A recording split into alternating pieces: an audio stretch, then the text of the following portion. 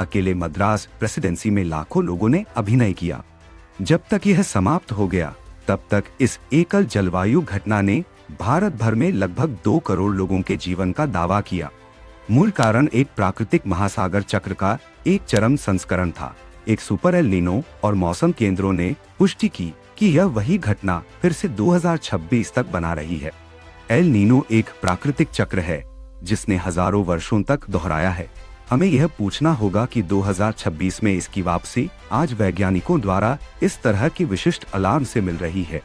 खतरा यह है कि आधुनिक आपदाओं का निर्माण कैसे किया जाता है। वे कंपाउंडिंग लेयर्स में आते हैं, जो बेस लाइन से शुरू होता है जिसे हमने पहले ही स्थापित किया है। यह चार्ट हमारी वर्तमान वास्तविकता को ट्रैक करता है। पृथ्वी का बेसलाइन तापमान पूर्व औद्योगिक स्तरों की तुलना में 1.4 डिग्री सेल्सियस अधिक बैठता है। यह एक कमरे में बैठने की तरह स्थायी रूप से 40 डिग्री पर अटक गया है। किसी भी मौसम घटना में प्रवेश करने से पहले पर्यावरण पहले से ही शत्रुतापूर्ण है। चूंकि हमारा शुरुआती बिंदु इतना ऊंचा है, इसलिए कोई भी चक्रीय मौसम पैटर्न खतरनाक सीमा से शुरू होता है। दूसरी परत एल नीनो है। आमतौर पर व्यापार हवा अमेरिका से गर्म पानी दूर धक्का, लेकिन एल नीनो के दौरान हवा कमजोर हो जाती है, जिससे गर्म पानी को स्थिर करने की अनुमति मिलती है। यह बदलाव वैश्विक धाराओं को बदलता है, बारिश पैदा करने वाले बादलों को भारत से दूर खींचता है। 2026 में यह सुपर एल नीनो एक अतिरिक्त ताप स्रोत के रूप में कार्य करता है, जो हमारे बेसलाइन में 1.5 डिग्री जोड़ता है। परिणाम एक अनुमानित 2.9 डिग्री तापमान अनुमानी है। उस देश के लिए जहां आधा कृषि वर्षा पर निर्भर करती है, यह एक विशाल झटका है। मौसम विज्ञान विभाग की परियोजनाओं में मॉनसून अपनी सामान्य मात्रा की 92% से नीचे गिर जाएगा। 1.9 डिग्री अनुमानी दर्ज इतिहास में कोई प्रेसिडेंट नहीं है। ये गंभीर सूखे को ट्रिगर करता है जब राष्ट्र की फसलें पानी के लिए सबसे हताश हो जाती हैं। इस संकट की अंतिम परत सीधे हमारे शहरों में बनाई गई है। रामपंत, डेफोरेस्टेशन और घनी कंक्रीट ने शहरी गर्मी द्वीप प्रभाव पैदा किया है।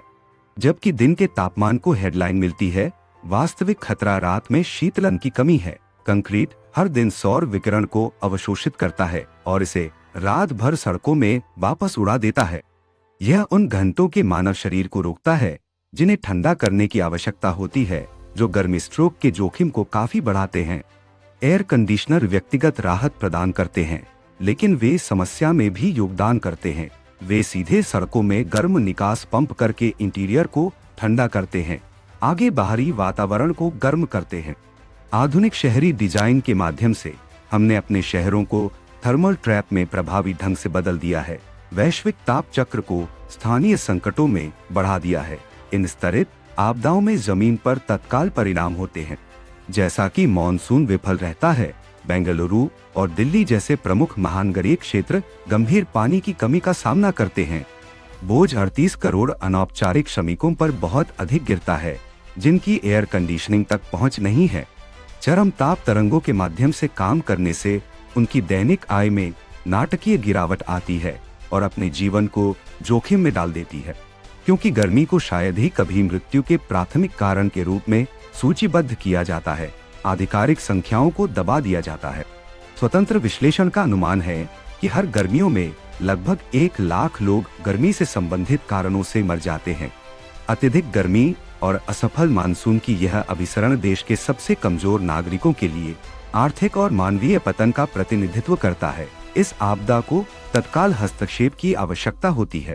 डेटा यह पुष्टि करता है कि घने शहरी पेड़ के कवर को बनाए रखने से पैदल यात्री स्तर पर 12 डिग्री सेल्सियस तक तापमान कम हो सकता है।